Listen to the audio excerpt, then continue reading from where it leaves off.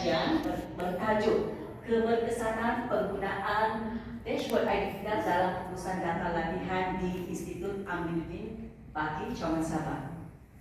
Okey, seterusnya. Okey, baik. Kita pergi kepada pengenalan terlebih dahulu. Okey, dalam era digital, transformasi teknologi memainkan peranan penting dalam meningkatkan kecekapan dan keberkesanan pengurusan latihan, pengurusan organisasi. So ini adalah dapatan daripada Child and Lim 2020.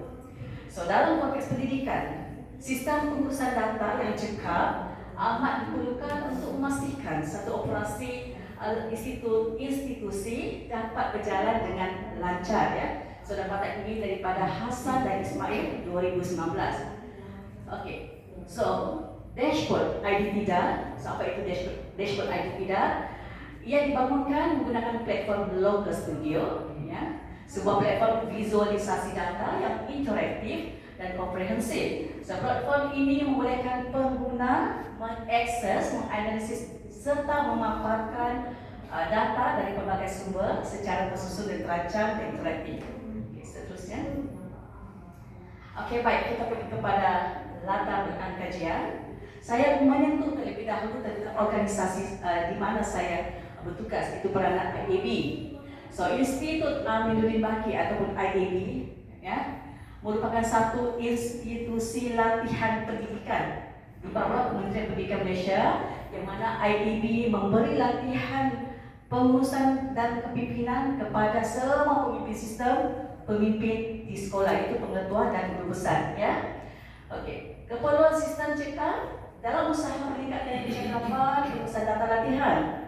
Satu dashboard ID Tidak, iaitu Information Dashboard Training Integrated Data, reference telah dibangunkan sebagai satu, ia bermula daripada inovasi, ya, dalam pengurusan maklumat latihan DIB Cawangan Sabah. So rasional pembangunan, ada beberapa kajian terdahulu menunjukkan bahawa penggunaan dashboard ID Tidak, penggunaan dashboard digital dalam organisasi dapat meningkatkan kecekapan operasi serta menyokong pembuatan keputusan berasaskan data.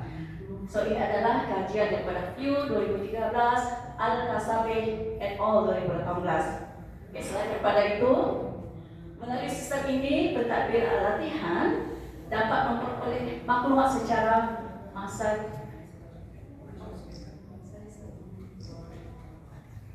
Okey, melalui sistem ini pentadbir latihan ataupun dan juga pengurusan tertinggi dalam organisasi dapat mengakses data secara maya dan interaktif, kan, ya, tentang data participants ataupun peserta dan juga status latihan itu dilaksanakan.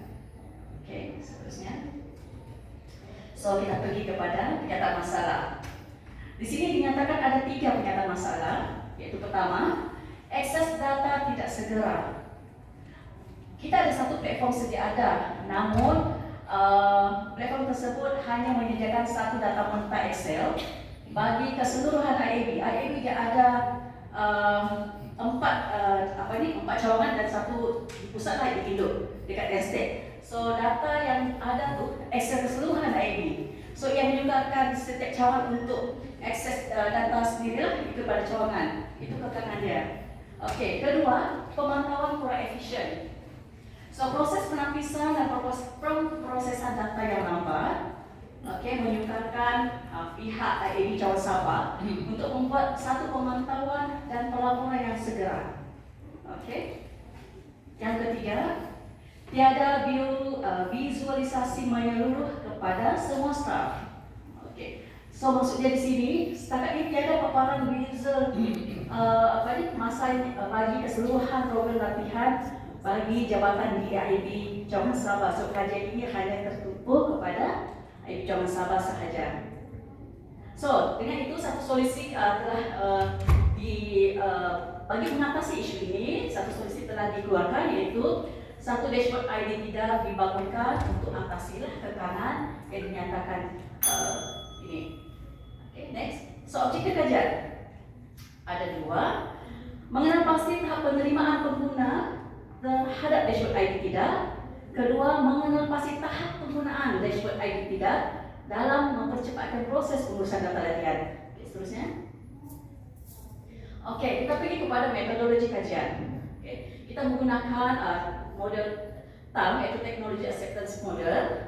So, adakah bentuk kajian ini adalah hanya berbentuk deskriptif, kajian deskriptif dengan pendekatan kuantitatif. Alright. Sampel kajian adalah terdiri daripada semua semua staf yang berada di IB Cawangan Sabah, termasuk pensyarah dan juga kaki tangan sokongan. Ya. Okey, menurut K dalam tahun 2007, kajian deskriptif, size sampel minimum yang diterima ialah sekurang-kurangnya 10% daripada populasi, namun sampel kecil masih memadai. Okey, dengan menggunakan kaedah persampelan jenuh. Alright. So instrumen adalah menggunakan source reading yang mana terbahagi kepada dua bahagian, iaitu bahagian A, penerimaan keboleh fungsian, keboleh cepatan dan keboleh capaian. Bahkan B pula kita mengukur tentang penggunaan dashboard itu, iaitu keboleh gunaan dan keboleh percayaan. Dan analisis data deskriptif ini menggunakan analisa menggunakan SPSS lah. Ya, data deskriptif. Okay, next. So inilah dapatan kajian kami. Dari segi konstruk yang diuji adalah penerimaan dan penggunaan. Jika tuan-tuan lihat di sini, skor purata keseluruhan adalah 4.6, yang mana menunjukkan tahap kepuasan yang tinggi terhadap sistem ini. So, bagi sistem KY 0.07 menunjukkan satu tahap yang tinggi lah. Okay, seterusnya. So, ini dapatan kajian, saya bentukkan dalam bentuk graf. Okay, seterusnya. Alright, perbincangan. So, hasil kajian, jika tuan-tuan perhatikan, tahap kepuasan, keberfungsian, keboleh capai, keboleh gunaan mempunyai skor purata yang tinggi. So, ini menunjukkan bahawa hasil kajian menunjukkan bahawa fungsi pelaporan adalah yang paling kerap digunakan dalam dapatan tadi dengan purata masa penyelesaian -10 minit. Okey, seterusnya. Okey, rumusan dan cadangan. Rumusan, kajian ini mendapati bahawa dashboard IB adalah alat yang berkesan dalam pengurusan data latihan di IB Cawangan Sabah dengan tahap penerimaan penggunaan adalah tinggi, iaitu skor 4.6. Cadangan, saya ringkaskan. Cadangan adalah untuk menyebarluaskan ke seluruh IAB, ya, di seluruh pusat dan juga pusat latihan KPM di peringkat nasional. Kedua, kajian lanjutan menggunakan pendekatan yang sama akan dijalankan bagi menilai tahap penerimaan dan penggunaan sistem dalam kalangan semua warga IAB di seluruh negara. Sekian, itu saya pembentangan. Terima kasih.